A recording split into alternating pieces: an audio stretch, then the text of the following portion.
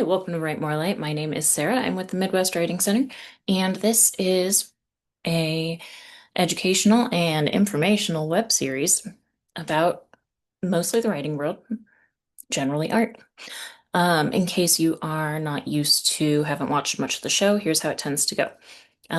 Once a week, I interview somebody really cool doing something really cool in the arts.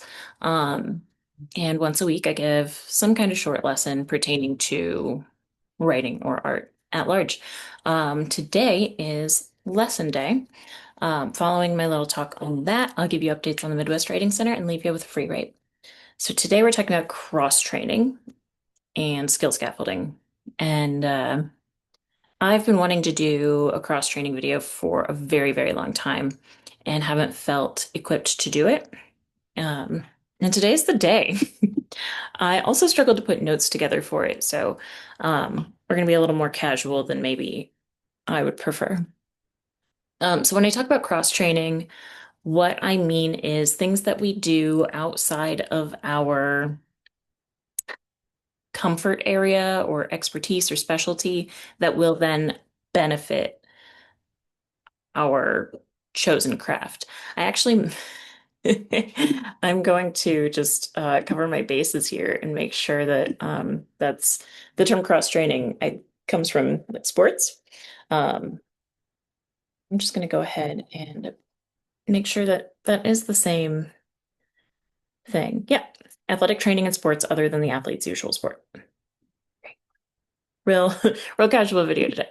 So, um, I think that generally speaking, it works great to just, have varied interests and things that you look into, dabble in, try out all the time. But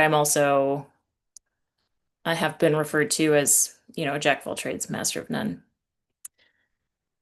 So my interests being varied might be a bias. Still, we definitely know that it benefits us. We definitely know that it works for athletes. And I can say it seems pretty clear that it works for artists as well. Um, I'll talk about what I've tried personally, what's clicked for me, but I want to be 100% like totally upfront that like this is going to be different for everyone. And I am sure that pretty much anything will translate comfortably into skill building, skill scaffolding, and cross training for artists, just because so much of what we do with our craft is about perspective. And I don't mean that like point of view writing. I mean that like artists are moved by lens, by literal perspective, by general perspective. Just the way that we move through the world and look at the world impacts the way that we make art. Um,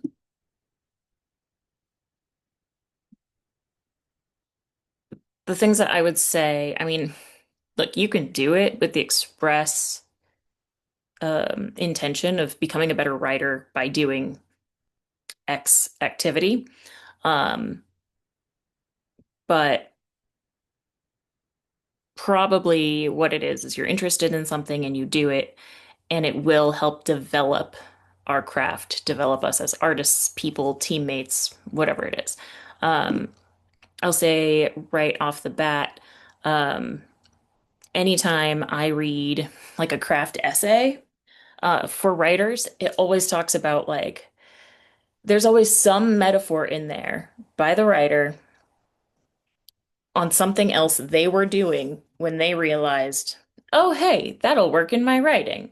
Um, Such as gardening is so, so common. They'll be like, just like in gardening, when I have a garden and I can't think of any garden metaphors.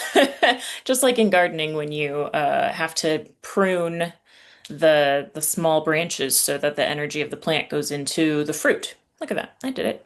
You have to prune your excess sentences. And that's a real example. That is something I would say is definitively cross training, even if it wasn't intentionally so. Maybe I garden because I love flowers, and maybe I garden because I want to eat. That's me. I garden because I want to know how to make food. Um, but things like that happen all the time. I know when I was a kid, I don't know if this book series exists anymore. I really hope it does. But technology really has sort of ruined the mystery genre, I bet. I'm not saying that with any seriousness. I just always think when I'm watching a horror movie and they have cell phones, I'm like, can't you just call somebody?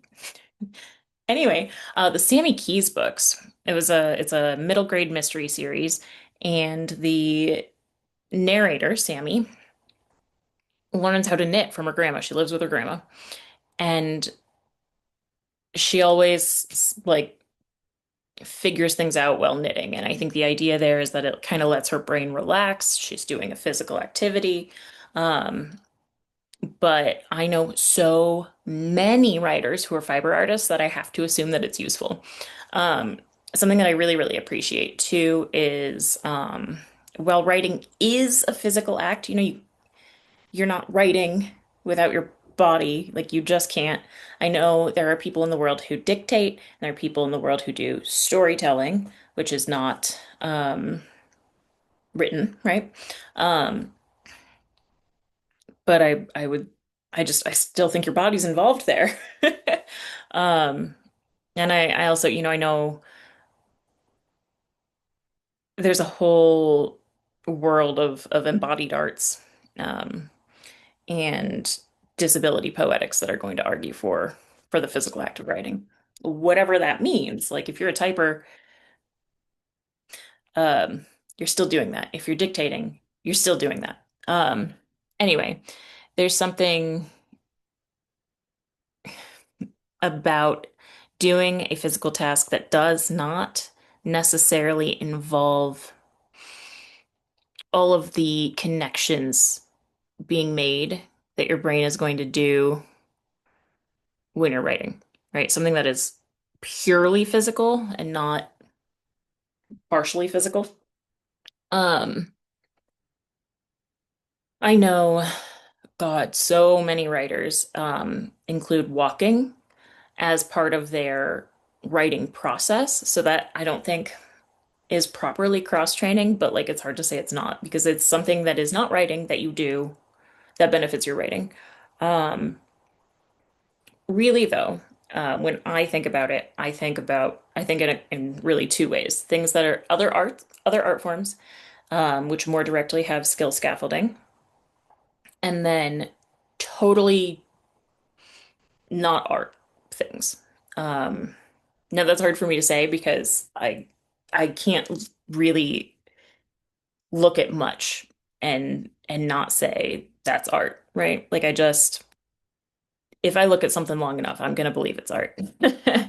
Um, so the other art things I think are pretty clear where the connections are. I'm still in the act of creation, right? So that includes painting. I was going to say singing. I'm still saying singing. I'm explaining the pause here. Painting and drawing, right? Um, we'll say two-dimensional uh, visual art, making music. Now, singing is an instrument, right? But other instruments can be so different. We know Ryan Collins, the director at the Midwest Writing Center, has been on to talk about how much drumming has influenced his poetry. 'Cause he's a drummer. He's been a drummer since I want to say he was 3 or 4. Um, I know a lot of music can obviously inform the way that we understand meter and pacing and stuff, and just like accidentally. So and I think that that's useful to all writers. You don't have to be a poet for meter or pacing or timing to matter. Those things are part of language. Language is sonic so much of the time.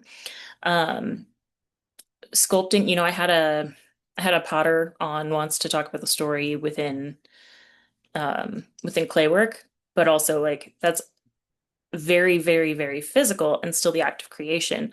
So I imagine that because we're using different parts of our brain and still doing something that is so obviously artful that that makes a big difference. Um, and I'm trying too to think of things that are accessible. It's not easy to just like have a guitar or have a set of paints, right? Um, but it is relatively easy to be able to access some paint. And if that's not actually easy for you, or some instrument, your library probably has a library of things, and they will rent out art supplies to you for free for your library card. It's a library service. So do look into that. And then I think about, I know there are a bajillion other art forms that I didn't mention. But then I think about physical activity, exercising, stuff like that. Folks who, I mean, I'm going to say for all of these things, I'm going to say I know a lot of writers who, and I just know a lot of writers. Like more people that I know are going to be writers than are going to be any of these other things. Um, but like working out, there are so many different, like there are sports and there are disciplines and whatever out there. Uh, I am not much for it. But there are a lot of runners, a lot of cyclists, a lot of weightlifters, and a lot of swimmers that I interact with a lot. There are obviously other things out there, you maybe you're into fencing or boxing or kayaking. Like I don't, it doesn't matter to me. Spelunking, actually hiking and so spelunking is cave exploration. Things that are done in nature probably have like a multifaceted skill set, skill, skill scaffolding. They all have multifaceted skill sets. Um, to offer, but maybe that's just because I think nature is the best. All of these things, especially say like team sports or um, competitive ones, involve things like an awareness of your surroundings, an awareness of like a like an ability to sort of intuit the next person's move or action, and that can all really build up your perception and your timing. Timing is coming up more than I thought it would. Um, like all of these things can be really, really like you just don't know. That's kind of the point. You don't know how these things are going to end up benefiting your writing. And I know that when I started, so I have a novel in progress. I don't talk about this a ton. Um, and I knew this character was gonna like animals. Um, but when I started more seriously working with farm animals, um, God, I didn't even know I was gonna say this. This is exciting. Um, so did she. Um, but also that lent itself into sort of a metaphor and narrative arc for her that I didn't see coming. And what I was really trying to do when I first set her up in this very specific situation, honestly, I was sitting in the situation writing that I put her in. So it was building an enclosure for chicks, for baby chicks. And I just didn't know a setting for her to have a conversation that I needed her to have. And so that was the setting that I put her in. I was like, this is where I'm sitting. And it was not, planned out very well. I just knew she needed to have this conversation. And that lent itself into metaphor and into plot arc that I really didn't see coming. I was just trying to give her a conversation. Um, and so kind of a big part of that, like you don't know how it's going to benefit you thing is like these surprises are kind of always going to be good. There's not a lot of negative aspects to this. And I did that for the cat who does not care. Um, that's yeah, so it's really special. I will say, I know that a lot of film programs are housed within, oh, he does care, are housed within English departments, and I think that that's really important. I don't know if it's even intentional, but I think it's really important because it doesn't just work with like writing for film. or yeah, film, or the writing of film, but it deals with all these other elements of film because film is a visual medium as much as it is written, um, where you have to think about literal point of view, right? Literal perspective, not just like a narrator's brain point of view. You also have to think about like lighting. You have to think about stage direction, or probably called something else in film, blocking and what faces are doing. And Stephen Dunn, the novelist, has a really beautiful talk that I got to see on specific editing cuts in film and how they work in prose. Just it was beautiful, but I will neither badly rip him off, um, nor pretend that I can give that talk.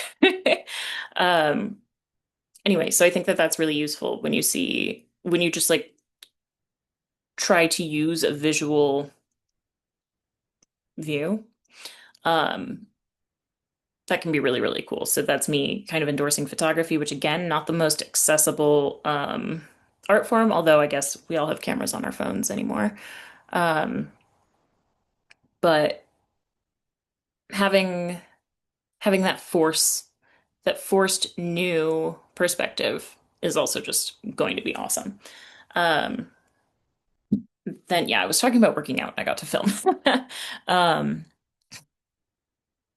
then there are other like more practical things that I think work really, really well in this vein. And I think that because I've been flirting with them, and that's like repair projects.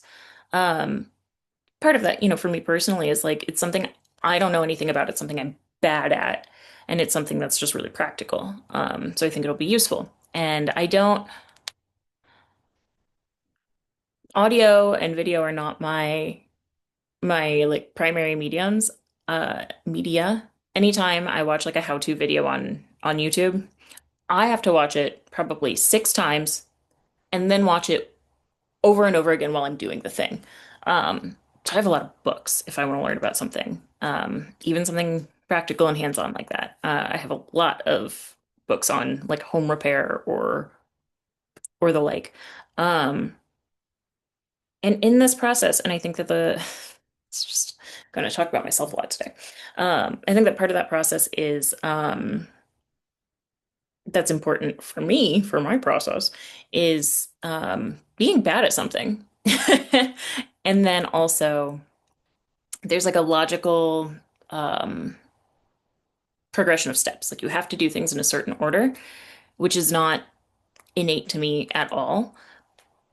But once you do it a bit, it you slow down.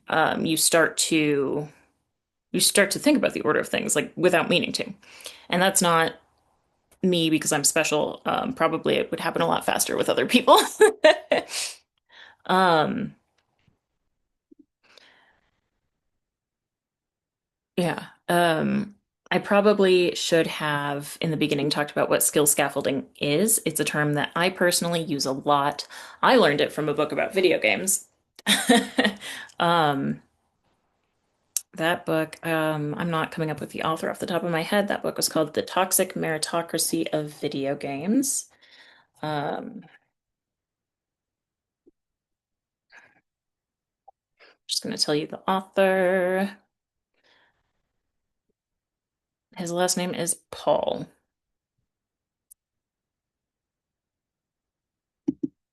Christopher Paul. Okay. I learned the term skill scaffolding from that book. Um,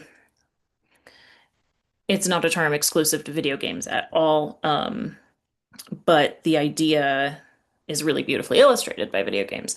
Um, in that you pick something up young, and all of the steps become innate. All of the training and the preparation sort of disappear into a an automatic. So we have a lot of maybe, I don't know. We have a lot of skill scaffolding in writing, right? And this is one of the reasons that I often will stop and define terms or slow down. It's the primary reason that I don't research much into the folks that I'm interviewing or the topic that I'm interviewing them about, because it's very important to me that one does not need skill scaffolding to engage with this program. Um, I always want this to be the bottom rung on the scaffolding. Um, so whatever it is that we're doing, we're going to be building up that skill. And over time, the things that used to be, oh, I have to do this before I do this, so that I can do this, so that I can do this, um, will just become automatic and innate, and you won't even think about there being steps at all involved. Um, and the reason that skill scaffolding is relevant to cross training is because as we learn new skills, we are better able to sort of take advantage of that beginner's mind. Um, it's something actually I've been seeing a lot of writers deal with lately is that they forget their beginner's mind. Um, that's a term I got from yoga, which I don't think comes from yoga. Um, but like when you start and you're full of enthusiasm and curiosity and you're excited about the thing, you know that you're not perfect and you know that you're not going to get it right every time or know everything along the way. You're going to learn much more. And as we, become more developed in our skills, we become more confident, but we also don't, this is surely not universal, but we don't allow ourselves the room to be wrong. That comes with shame. I'm too experienced to have questions about this thing, which is pretty toxic, probably. Um, and that's another reason that we should be engaging in new and other activities and projects, just so that we can remember that beginner's mind and bring that into our work as well, which is part of cross training. We're not, for one thing, especially for fiction writers, but like anytime you're going to be dealing with metaphor too. Um, I mean, I say this over and over again. I think that all of these skills are transferable across genre. So, um, we're not always going to be the expert in the thing that we're writing about. We're just not. We've limited ability to, we have limited slots for expertise. And so the more things that we can learn about, the more that we can, infuse our work as well. I don't know why I'm sort of trying to pitch this like, you should do it. It's good for writing. It is good for writing, yes, but it's also just part of being a developed person. Um, I don't really feel like I need to sell anybody on anything. Hopefully hopefully you're sold. Hopefully because you're engaged with an art, you want to engage with other arts. But if you need the encouragement to engage in outside activities, please take it. Please take it. We, I know a lot of writers have day jobs. A lot of writers are just writers. Um, but that can become so insular. Like there are a lot of writers who are going to hold on to the day job or are going to hold on to their hobbies or their side gig or whatever because they have to be involved in the world. If all you do is write alone in a room, all you're doing is writing alone in a room. You can only get so far on a track, on a limited track, right? But the other things that we engage with expand that track. Metaphors abound today. Um, excuse me. So that's the spiel for today. It's I I think a lot of the videos that I do touch on this topic because I'm always engaging with people from other expertise. Um, and asking them, how does this cross with writing, with art? And it always does. Like it's just that's that's why it's so easy to be able to ask so many questions of these people because it's developing my literary skills. It just is. Um, and as you just learned, I read a textbook on on video games and meritocracy. Um, I don't play video games. I have I had a CD-ROM of Frogger as a kid and Carmen Sandiego. Where in the world is Carmen Sandiego? That's it. That's my experience with video games. So this is an example of me, practicing what I preach. I'm willing to learn kind of anything. And that's, I don't think I've always been that openly curious, or at least willing to sit down with 200 pages of a topic. And you do not have to. But like you could read a magazine article about sea dollars, sand dollars. Um, and that's also reading is just always going to be beneficial. I meant that for writers, but like for humans.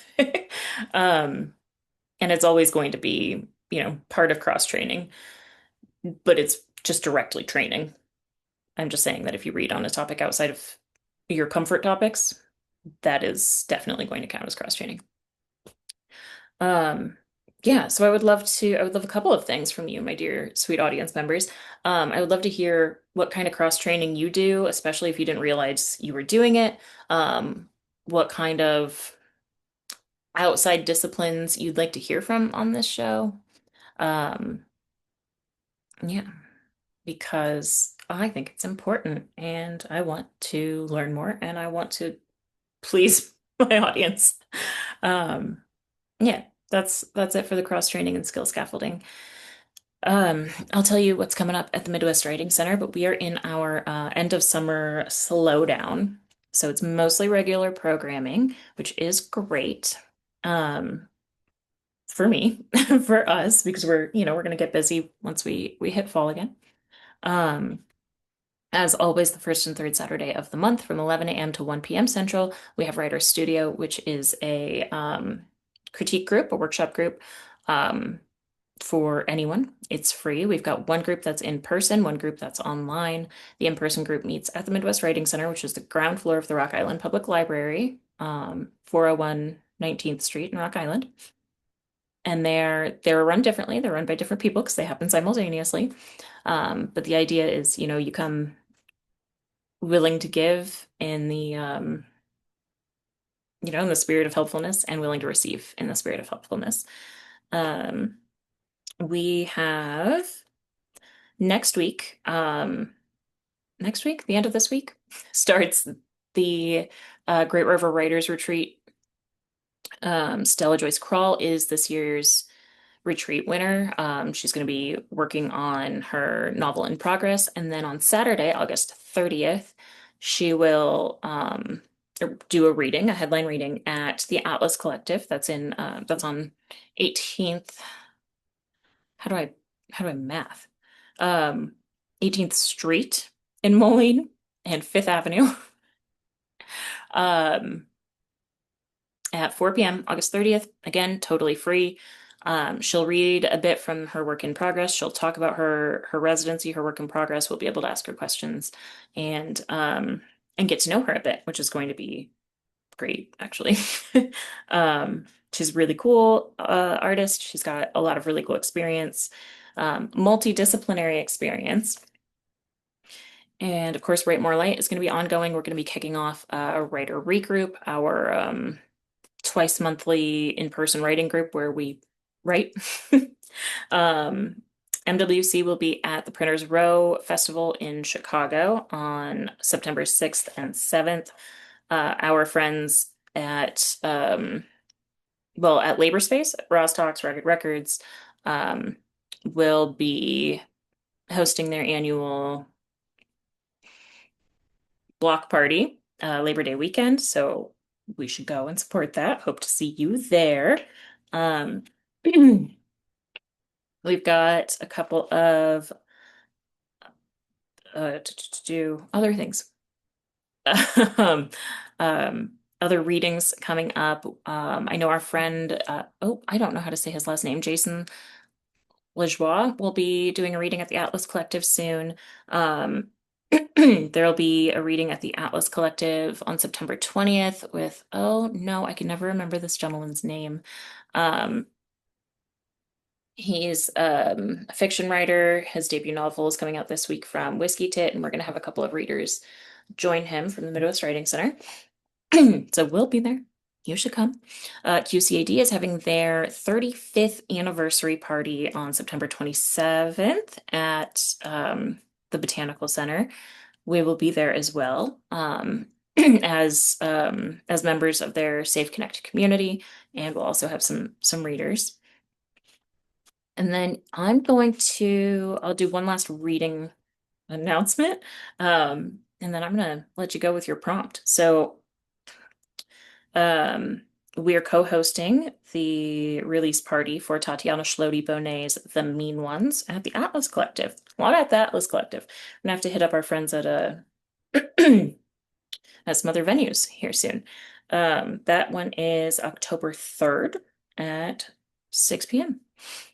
Um, and with The Mean Ones in mind, not not so much. A little bit with The Mean Ones in mind. It was a good crossover.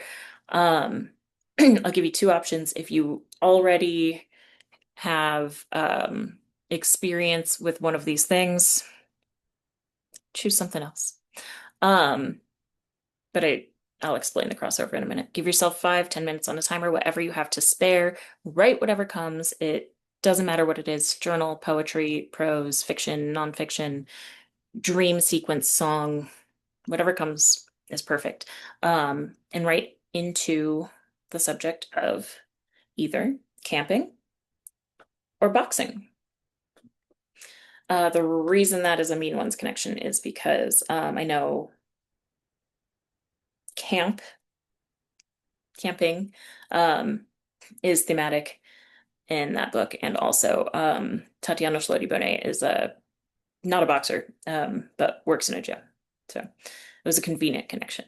So if you already know plenty about both of those topics, choose something you don't know anything about and write into that. Thanks for hanging out with me today, and please write more light into your life.